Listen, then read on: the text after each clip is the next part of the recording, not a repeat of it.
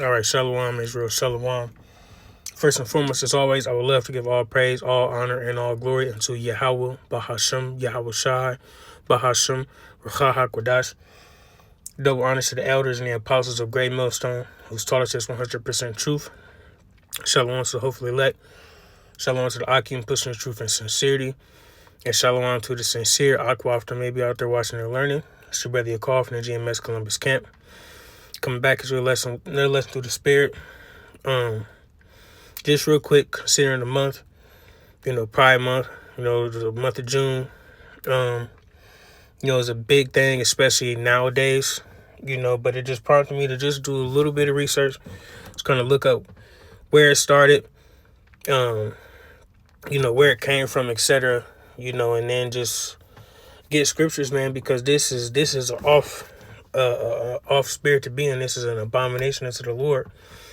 And not only is it a representation of a wicked behavior, but also the name in itself, pride, and pride is a heavy offense unto the Lord as well.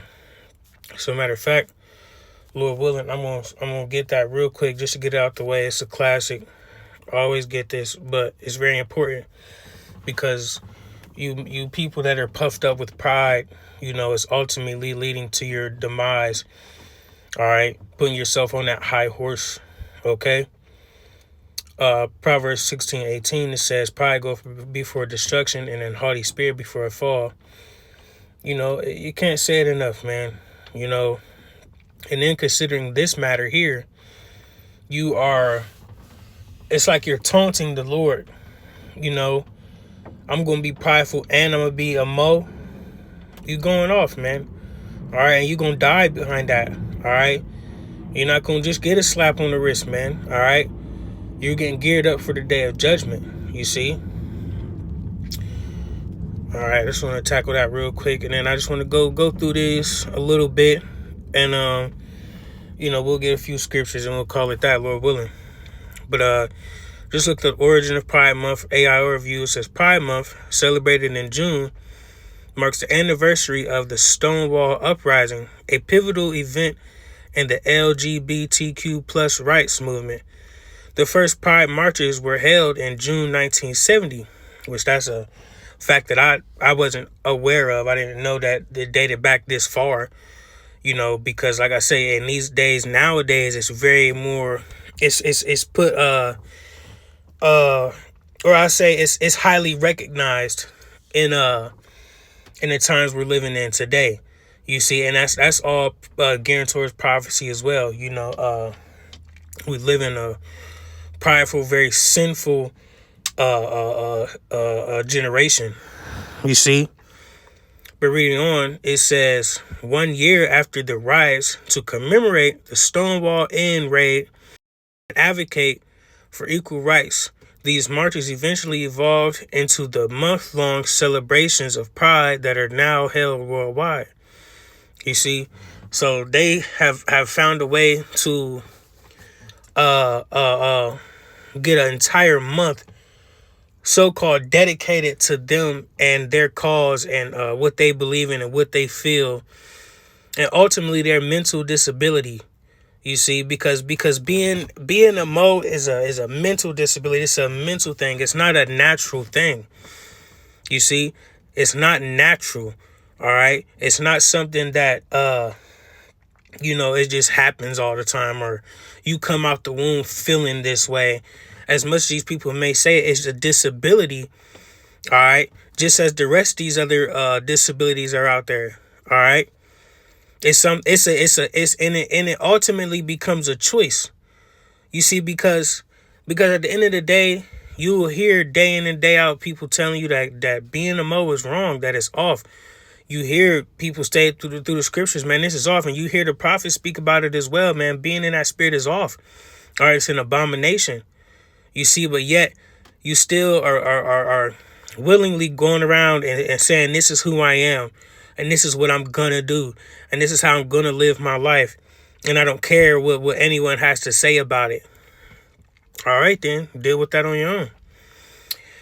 But just reading on, it says Stonewall Uprising.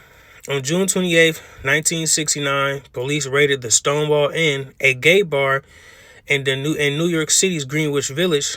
The raid led to 6 days of protests and demonstrations by members of the LGBTQ plus community, galvanized by their outrage at police harassment and discrimination.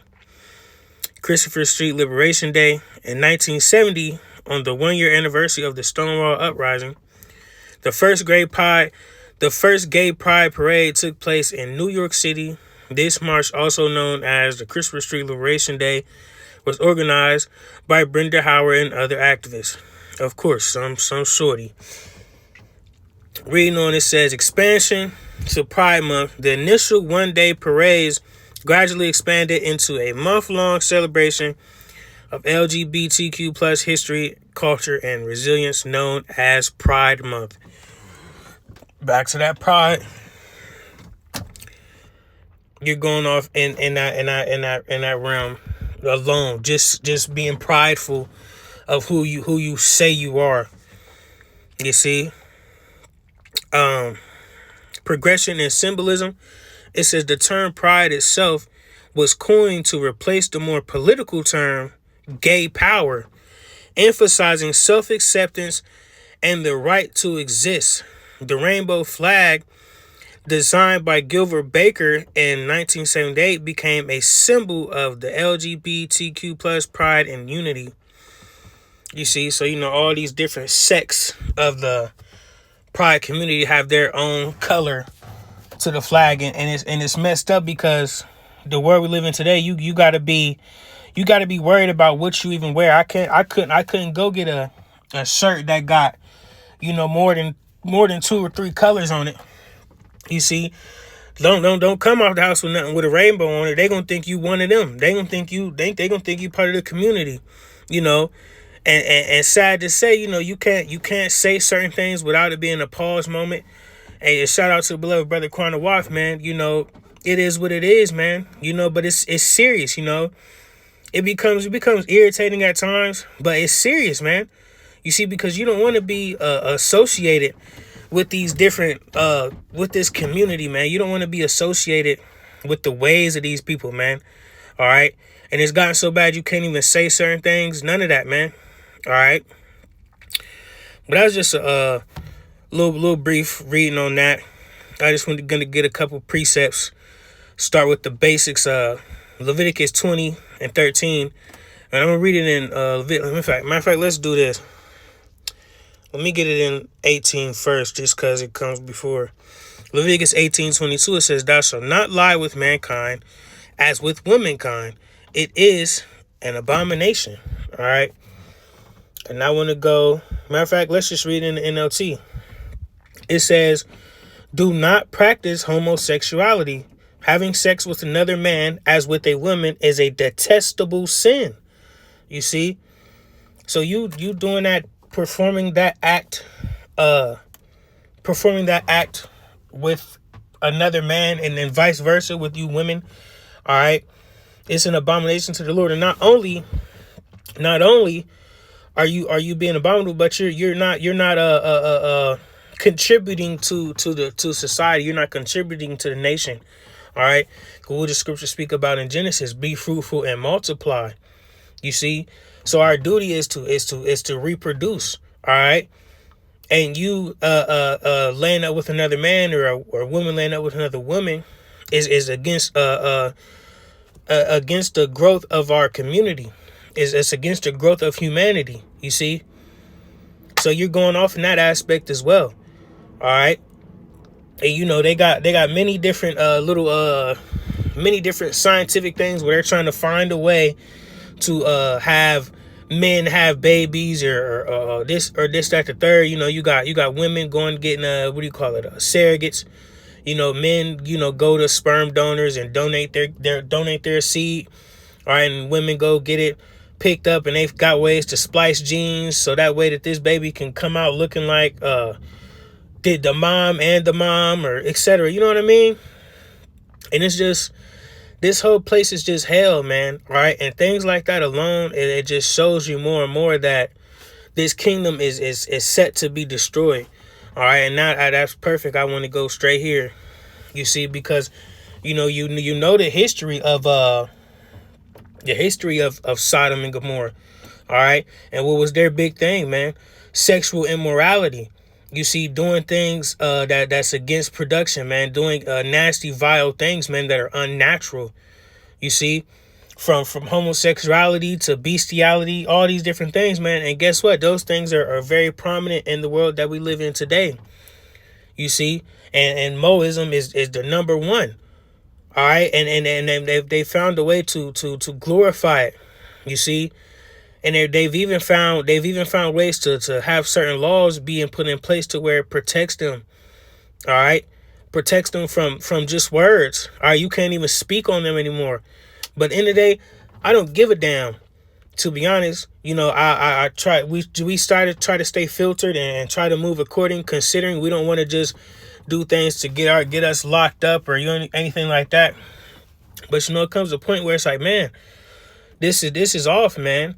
All right, and then they parade it in your face, man. All right, and if you're against it in any kind of way, then guess what? You're wrong. All right, they expect you to accept these people and their ways of life, and that's not how this is gonna go. All right. At the end of the day, I'm not gonna run around calling out every gay person I see and cussing them out and this and that. Go ahead and do you. Live your life. That's what you choose to do. That's how you choose to live. Go ahead. But guess what? You got to deal with that. You got to face the Lord when the Lord comes back. All right. You got to face that fire. All right.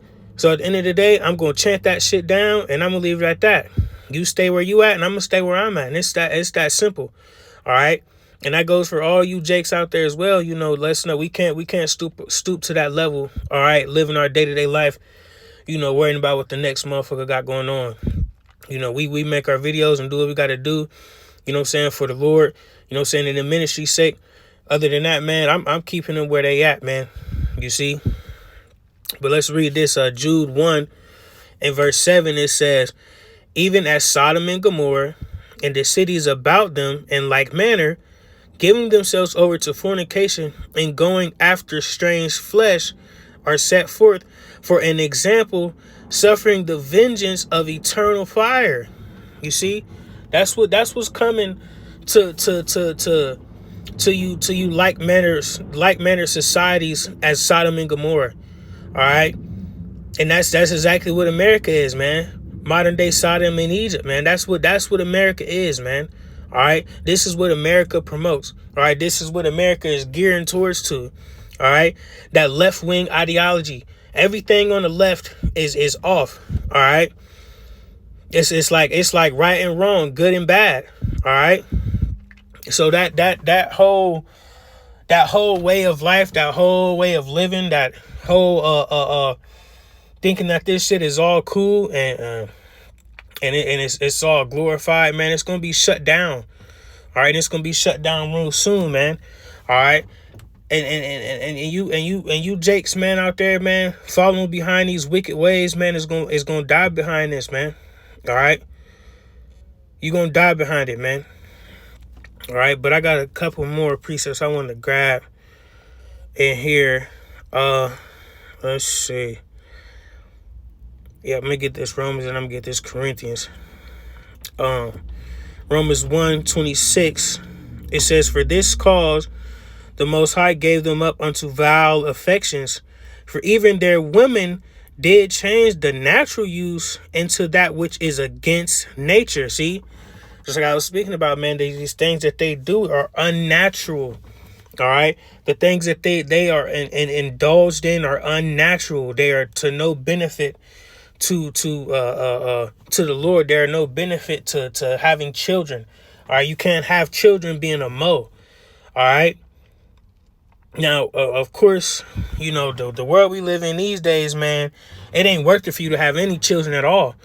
You see, as sad as it sounds, man, but it's not worth it for you to have any children, man, because nothing good is coming out of this place, man. All right, only thing that's coming out of this place is death.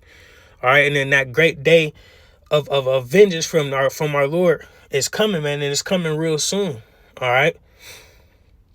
But reading on, it says, and likewise also the men, leaving the natural use of the women, burned in their lust one toward another, men with men, working that which is unseemly, and receiving in themselves that recompense of their error, which was meat. You see, so these people are gonna have to deal with this wicked, vile behavior. All right, and at the end of the day, man, we can't be caught up in that fire with these jakes, man. All right. These jakes in the world, man, these so-called blacks, Latinos, and Native Americans that follow behind Esau and his ways and gravitate towards his philosophies and have become accepting members of his society and his ideologies. Whatever Esau has brung to your table, you have eaten of it. All right, and have become proud of it. All right, you've become proud of wickedness, man. All right, our people are so excited to perform their wicked acts.